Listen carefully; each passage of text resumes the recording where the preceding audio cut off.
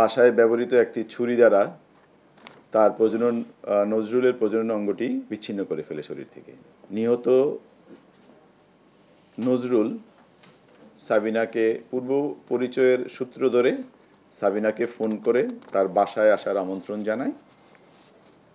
এবং আমন্ত্রণে সাড়া দিয়ে সাবিনা ওই বাসায় আসে এবং তারা একসাথে রাত্রি যাপন করে।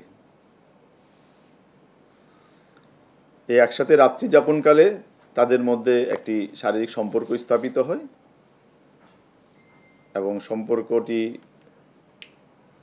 অ্যাকচুয়ালি ওই দিনই না, আরও আগেও এই ধরনের সম্পর্ক স্থাপিত হয়েছে বলে সাবিনা আমাদেরকে জানিয়েছে। এবং সম্পর্ক কিসের ভিত্তিতে হয়েছে সেটা সাবিনা বলেছে তাকে চাকরি দেবে এই সুবাদে, চাকরি পাবে বা নিহত নজরুল তাকে চাকরি দেবে, সেটার কারণে তার সাথে একটা সম্পর্ক সে তৈরি করে। তো ওই দিন যখন রাত্রে একসাথে রাত্রি যাপনের এক পর্যায়ে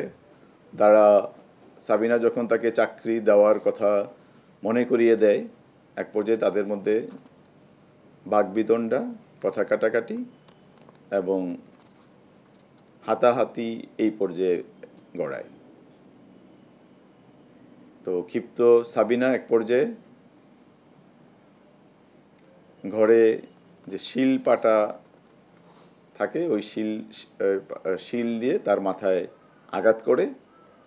করলে তাৎক্ষণিকভাবে নজরুল নিচে লুটিয়ে পড়ে এবং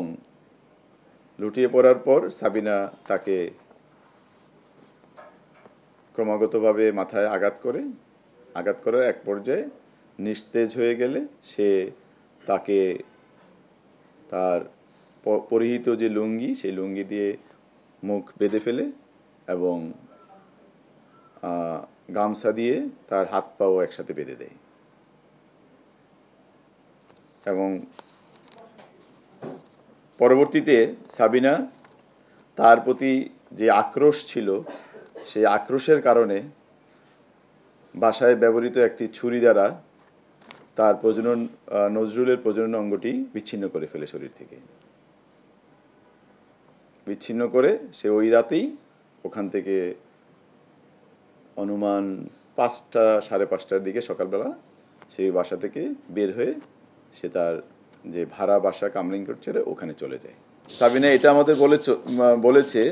যে সে জানতো, তবে এটা তাকে চাকরি দিবে এবং তার সাথে যে তার একটা অভিভাবক সুলভ একটা সম্পর্ক আছে এটা জানতো, কিন্তু অন্য যেই সম্পর্কগুলো তার সাথে একটা ফিজিক্যাল রিলেশন বা আসা যাওয়া এতটুকু সে তার হাজবেন্ডকে বলেনি।